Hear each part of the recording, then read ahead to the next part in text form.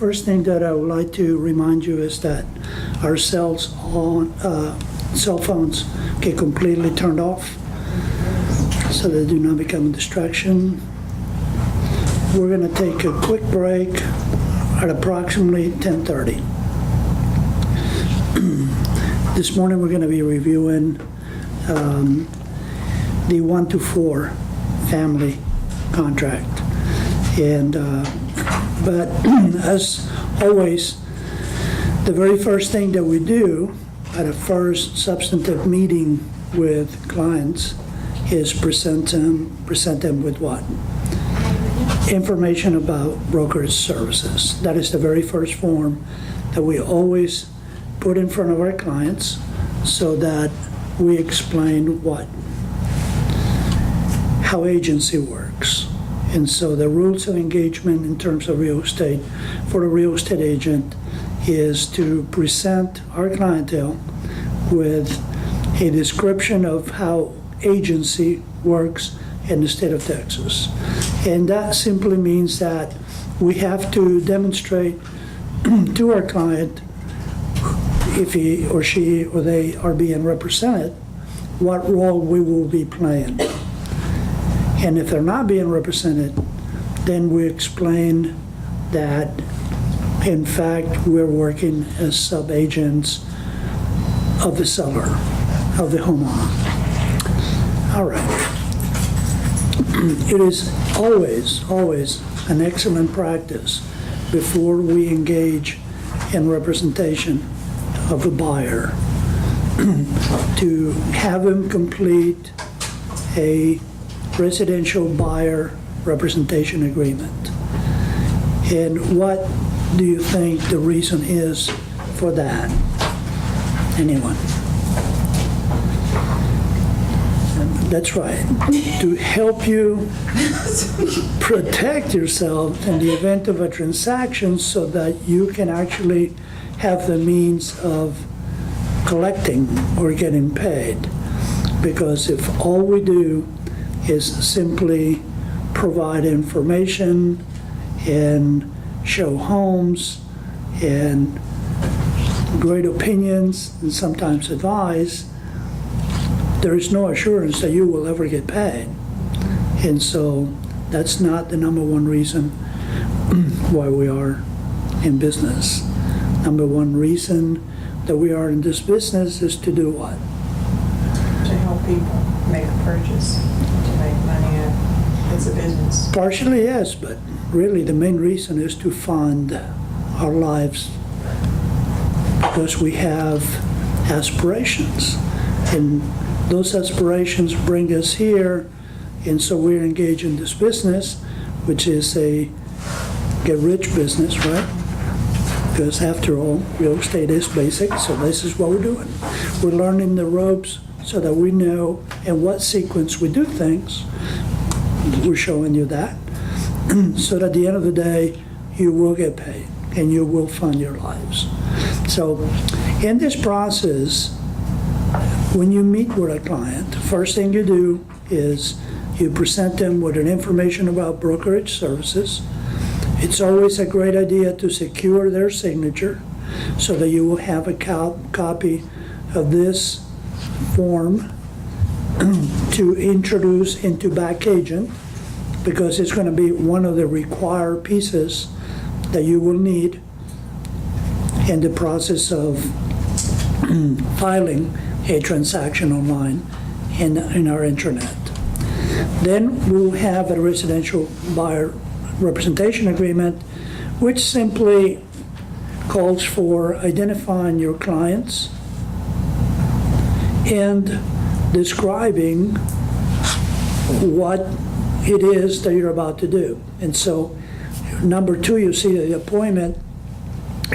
The client grants a broker the exclusive right to act as a client's real estate agent for the purpose of acquiring property in the market area. And speaking of the market area, we have to define what the client's market area of interest is. And you don't have to be extremely specific. You don't have to define the subdivision. But you can actually describe it in terms of area, like the Woodlands, or Conroe, or Spring, or if you do not know, you could say the county that you're going to be operating. Now, as you know, the Woodlands lies in 2 counties, Harris County and Montgomery County. So if they're looking for homes in the Woodlands proper, it would be a good idea to define not just the Woodlands, but also the counties. Not necessary, but a good idea. It is extremely important and mandated by the state that if we're going to be having an opportunity to represent someone, is that we define when the representation begins and when it ends. And that is not written in any place as to how long the period should be. It could be as long as 1 day. It could be as long as it takes. Sometimes 6 months, sometimes 3 months, sometimes a year. Hopefully not.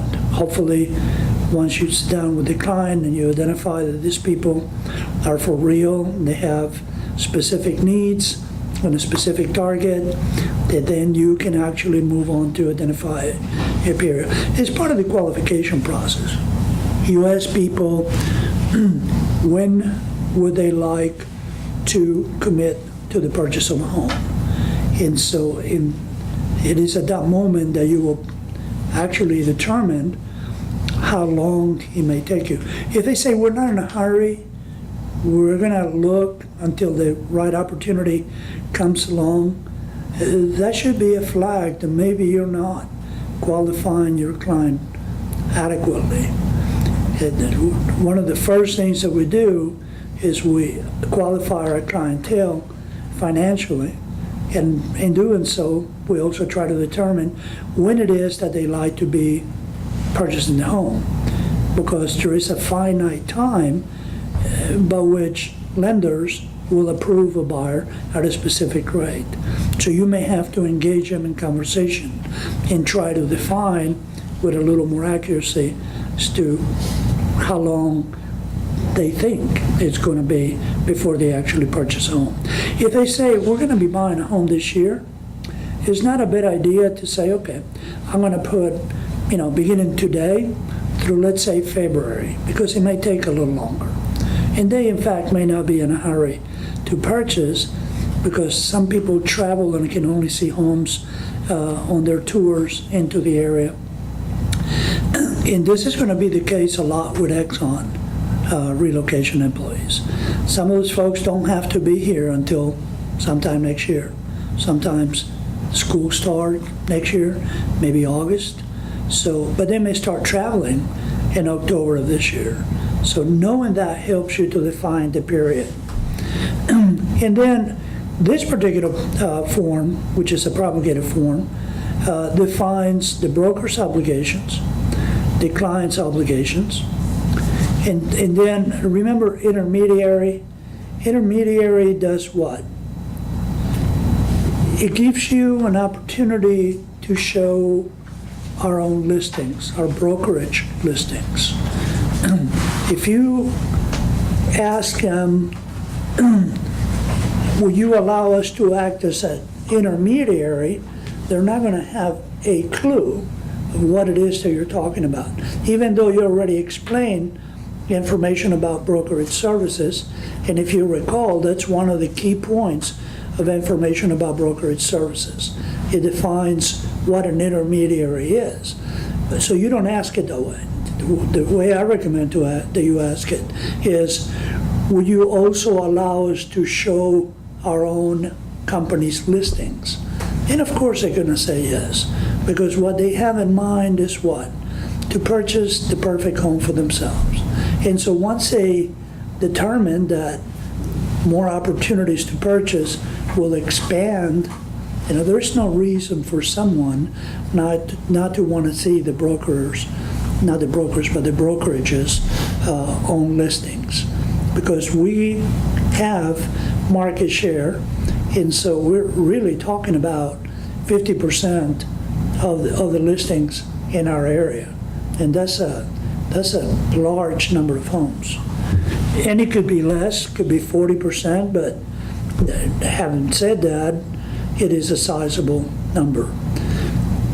So that is intermediary. So typically, they will want you to show them brokerage represented homes. But the main thing that you see in this paragraph here is that you will have the exclusive right to represent them, meaning that they shouldn't be seeing homes with other agents. And if they do, and you have a buyer's rep agreement, the other agent runs the risk of not getting paid. Now, what's a no-no is for a client to have more than one buyer's representation agreement signed, because really, then, at that point in time, there is a violation of somebody's financial interest. Somebody's not telling the truth. So one of the very first questions that you ask from a buyer is, are you currently being represented by anyone? And if they say no, maybe you can ask a follow-up question. Have you been asked to sign any paperwork by any other real estate agents in our area? And if they say no, well, that's a clear indication that maybe they don't have representation. But if they say yes, you may ask, when does that representation expire? Typically, they don't have a clue. So the better way to asking that is, may I see a copy of that paperwork? Because that would tell you more than one thing. That would tell you not just when the representation expires from the other agent, but you will get to see other details, like who the agent was, what the company was, how long the representation was for, clues that will lead you to understand what your predicament may end up being. Okay? Because if you see that a buyer's representation agreement previously was signed by a period of 6 months and nothing happened, then you may want to inquire, what happened? Why is it that you're no longer working with this particular company? And they may tell you a story. They may tell you that that company did not represent your interests well, or they may tell you they were showing us another area, which is perfectly fine. But you want to have a very good understanding at the end of the day that you're going to be the only agent that is going to go to the closing table when the time comes to purchase a home. Communication is key, and so it is very important that once you do this paperwork with your clientele, is that you give them a copy and that you retain a copy. That is very important, because this may be the only form that can actually help you get pay when the time comes. Raul? Yes, sir. If they present you the paperwork and it is simply the IABS, are they fair game? Can we proceed? An information about brokerage services may be just simply an obligation on the part of the previous agent, but it has no contractual obligation on the part of the buyer. It's a prerequisite from any real estate agent licensee in the state of Texas to give in that ABS. But if there is no buyer's representation agreement, fair game. Okay. Fair game. Thank you. Yes. I have a question then. If let's say you're doing an open house and you get a buyer, and they're like, okay, I don't like this house, but can you show me some homes tomorrow? Do you show up with this packet and your list of homes that you want to show them, or do you just show up with this? Because you just said that if all they sign is this, there's really no. And that is a very good question. You have to be very cognizant of the environment that leads to this relationship. If they come to you as a result of you holding an open house, you may have to move slowly to get signatures, Okay? If they ask you questions, the first thing that you should do is give them the information about brokerage services. The second thing that you should do before you start dishing out information is set up an appointment, preferably in the office, so that you have an opportunity to have a face-to-face meeting and understand more about their needs. And that is the perfect scenario and environment for you to have heart-to-heart chat with them and understand what it is that they're looking for, and if you're the person that could help them with that. I can tell you that I have some of the best time I've spent with customers, and I mean that in a literal sense, the word clients, was during needs analysis opportunities. And where I sit in front of a person and I understand, I come to the conclusion that I am not the right person to help him, because that could save me, if not hours, days, or weeks, or months of my time. So it's a mutual benefit that you sit with someone to have a conversation about what it is that they are planning on doing. Because the opportunity exists that even if you're not the right person, that you could actually refer this individual or family to someone else that may be better positioned to help them. So that's the idea. Here in number 11 is when we describe what our compensation will be. And basically that addresses two items. Number one is in case of a purchase or in case of a lease. Because sometimes people will do a 180 on you. Sometimes they will connect with you with the intent to purchase, but in the process, they may decide that they're not finding what they need to buy, so they're going to engage in a lease. And this basically tells them that the broker for the listing side basically will be responsible for compensation, but if the brokerage firm is not, then the client will become responsible for that. And this is the one area where people may actually come to a halt in the conversation and ask you, wait, does that mean that you're going to charge me for buying this house? And that's when you move forward to explain how the process works.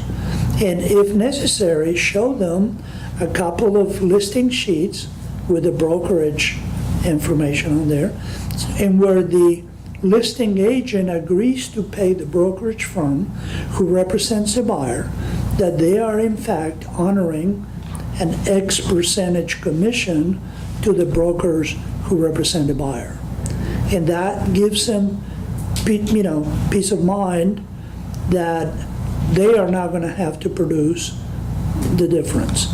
Now, if you tell them that our expectation is, as a buyer representation, a 3% commission, don't be surprised if from time to time you show a listing that offers less compensation than 3%. They are out there. Sometimes 2%, sometimes 2.5%. And so you have to be ready for that, because then you will have a choice. You will either accept what the other brokerage firm offers to you in terms of compensation, or you may have to approach the client, your buyer, and say, in this case, the firm is only offering us 2%. That means that you're going to be responsible for the other 1%. That is your choice. It's a choice that you make if you're going to move forward, So what happens? Common practice should be that we show all listings, okay? However, it stands to reason why some brokerage firms, especially listing agents who offer less compensation than 3%, get shunned by real estate agents who are representing buyers, because most real estate agents have an expectation of 3%, and they do not want to approach their own clients to pay for representation. Does that make sense? Is everybody clear on that? So one of the things that you do, I'm not telling you not to show properties that offer less compensation than 3%, but I'm asking you to be aware that that is the case sometimes. And if your expectation is 3%, then you're going to have to make a decision. You either show it and then choose to get less pay at closing, or you show it and then you approach your client and say, oh, by the way, this one doesn't pay us as much as we need to, so it's going to cost you, you know? So be prepared for that conversation. It's a very important point, and you need to be aware that that is in that form. And then there are situations in where there is additional compensation, perhaps not in this market. We're coming from a buyer's market a couple of years ago. The days that particularly builders offer bonus to selling agents. In some cases, individual sellers. In the seller's market, you'll see less and less of that. So this is basically we are disclosing to the clients that there are situations in where a builder sometimes may offer compensation. Also, there is a paragraph in where there are companies associated with the brokerage firm that may offer additional compensation to the brokerage firm. Sometimes utility companies and things like that. That's where we disclose it. Anyway, this is number 16 is where we list the addenda that is associated with disclosures to the buyers, particularly in houses, when you're showing homes that are older than 1978, then you have a lead base paint disclosure. You may have other disclosures to offer, and you mark them on here if you need to identify them. And then there is additional notices that are given to the buyers.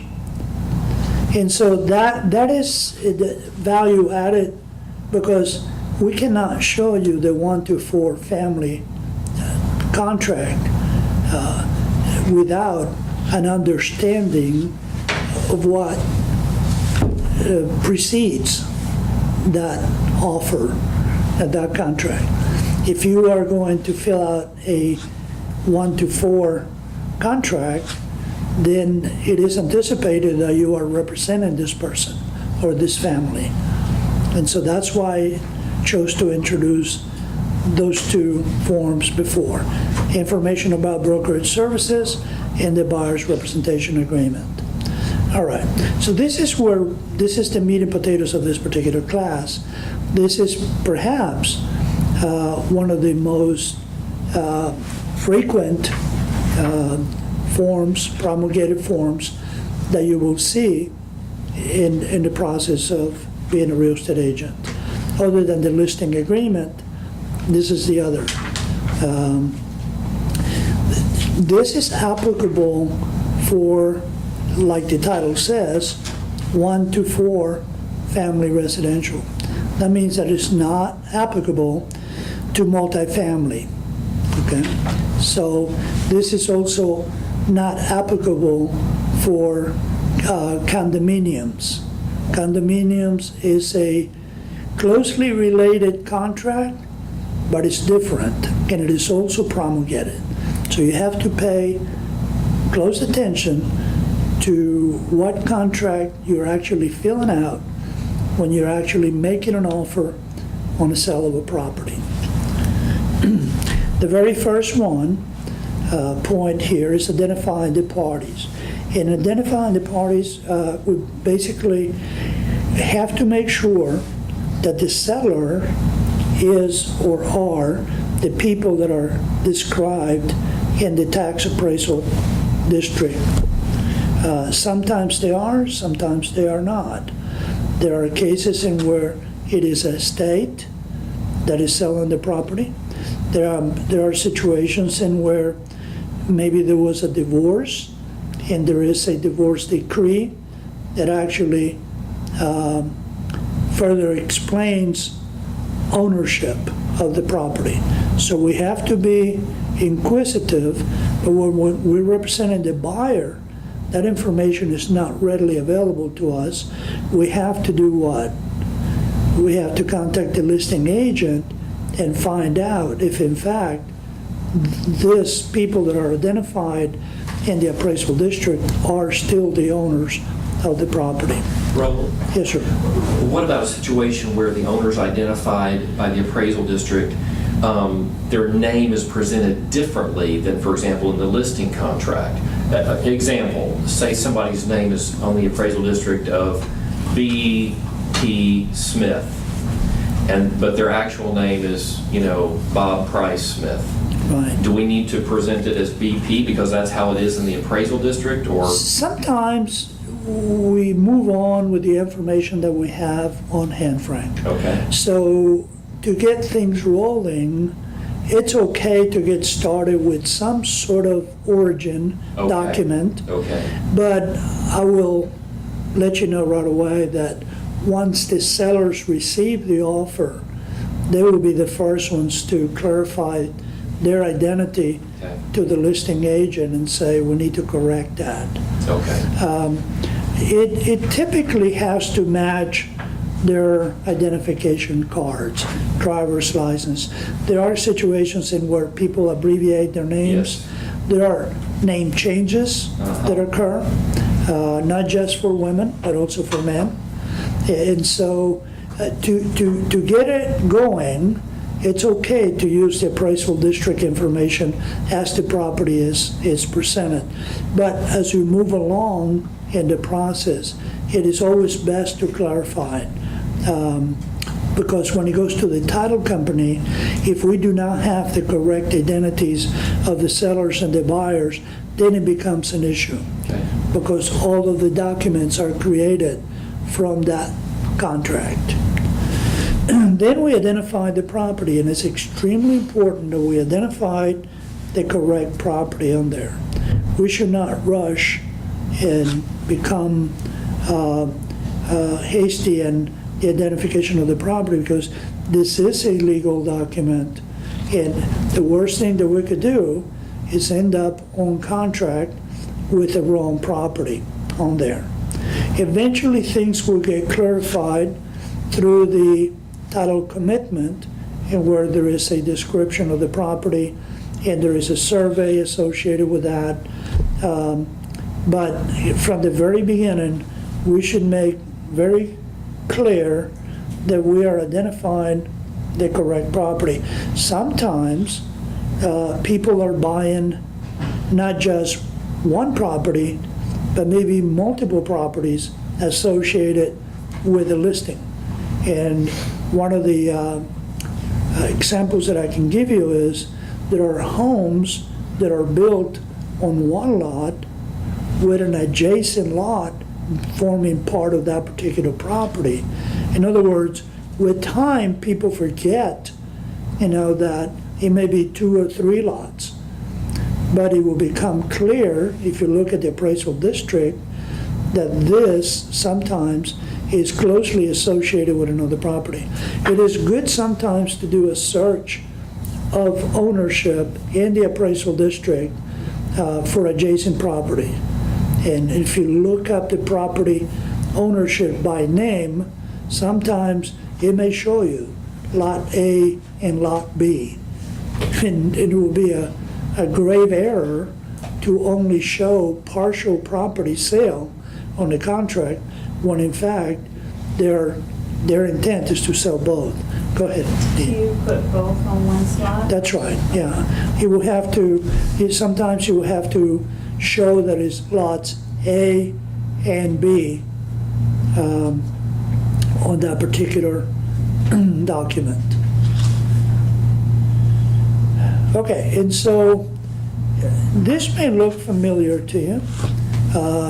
Paragraph 2B and 2C and 2D, do they look familiar?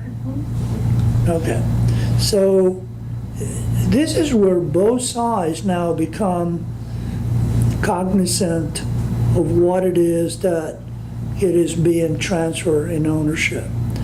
And so it's no wonder that sometimes the buyers are adamant about specific items, because guess what? The listing agreement sometimes occurs weeks or months before the sale of the property occurs. By then, the homeowner may have forgotten what they signed off on in the process of the listing agreement. But guess what? The buyer is going to make sure that all of those items that are listed there remain with the property. And so the seller is more concerned with paragraph 3, typically, which is how much they're going to derive in the sale process of this particular property. But all of it is important. Now, number 3, this is pretty self-explanatory, but maybe we should mention that it's kind of important to note that 3C, it is what most people are concerned with. Sometimes when you make an offer, if you're offering, let's say, on the sale price of a property at $300,000, you may offer $60,000 cash down payment, and then the remaining portion, $240,000, on the sum of financing. Let's say the property is $320,000, and so your client wants to offer $300,000. Well, if let's say that the property owner, the seller, does not wish to sell for $300,000, and they want to sell for $310,000, you cannot just change 3C. You have to keep in mind that if you're affecting 3C, the sum of A and B, when you make the change, if a buyer wants to maintain a 20% down payment, the equation will change. And because 3B will change as a result of changing the price, when you get to 4A, you have to understand that that number comes from 3B, typically. So if there is an offer of typically of $300,000 initially, and $60,000 is cash, and $240,000 is finance, you're going to put $240,000 in 4A, but when the seller counters and it says $310,000, you should not simply change one of the numbers on the sales price if the buyer wants to remain at a ratio of 20%, right? So, did I confuse everybody? No? Yes? A little. I mean, it is. I just had to do that, and I did have a change on stuff. What is it that? No, it makes sense. It's just you have to remember to go back and change all of Right, it. and that was the point. That if you're going to change the percentage amounts between 3A and 3B to reflect an accurate price proportion given the buyer's requirement, then you should not forget to change 4A, which is the part that is being financed through a third party. And when you check 4A and you put that amount in there, don't forget that there is another form that follows, and we're going to see it at the end of this when we get into the addenda, that form would more than likely need to be changed if there is a counter to this original offer.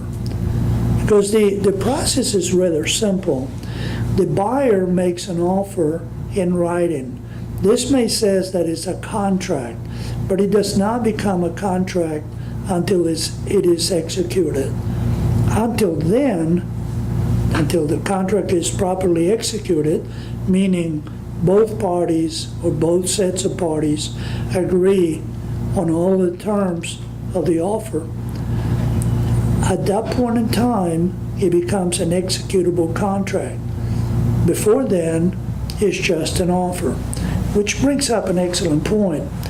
Common practice will show you that once an offer is presented in writing, it is not unusual for sellers to counter through their agents verbally.